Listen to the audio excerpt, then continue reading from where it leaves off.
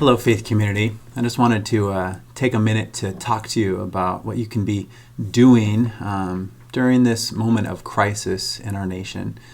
We all find ourselves with much more time on our hands than we're used to. And so I wanted to share with you from Ephesians 5. Ephesians 5:15 through 16 says this: "Pay careful attention then to how you live, not as unwise people, but as wise, making the most of the time, because the days are evil."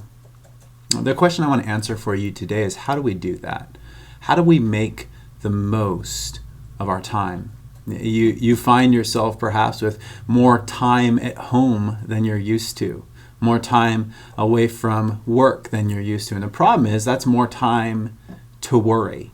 So how do we redeem that time? I think that we all understand the days are evil, but how do we redeem this time? I would say we can find the answer in Romans 12:12. In Romans 12:12, Paul charges us with these words. He says, "Rejoice in hope, be patient in affliction, be persistent in prayer." I want to challenge you to be rejoicing during this time in your hope. I want to challenge you to be patient. Understand that God is in control and He's working through this. And what I want you to do to redeem the time is I want you to be persistent in prayer. Well, perhaps you're wondering, what does that look like? What does it mean to be persistent in prayer? Jesus taught His disciples to pray persistently. He modeled it for them. Many times He would spend all night in prayer. In Luke chapter 18, He tells them a parable to train them in being persistent in prayer.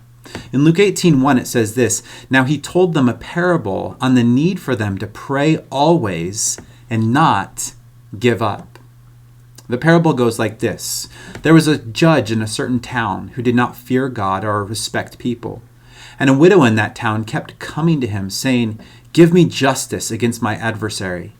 For a while he was unwilling, but later he said to himself, 'Even though I do not fear God or respect people, yet because this widow keeps pestering me, I will give her justice, so that she doesn't wear me out by her persistent coming.'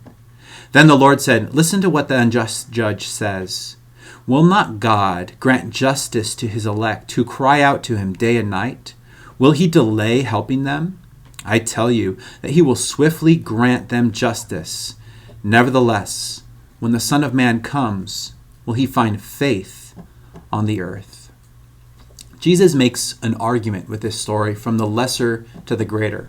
He starts with the example of an unjust judge. And He explains that this unjust judge is willing to give justice because the widow is persistent. Then He says this: "How much more? How much more will your Father in heaven respond in justice to your prayers?" So as you cry out to Him, as you cry out for healing in your bodies, as you cry out for peace and patience in your souls, as you cry out to have this trial form you into whoever He wants you to be confident that He will hear and He will respond. He's not an unrighteous judge. He's a perfect judge. In closing, I want to remind you of the words of Ephesians 6:18. It says, "Pray at all times in the Spirit with every prayer and request, and stay alert with all perseverance and intercession for all the saints." Please dedicate yourself during this time to be praying for your church body, to be praying for your fellow believers, to be praying for the people who are hurting. Do it consistently. Do it persistently. Thank you.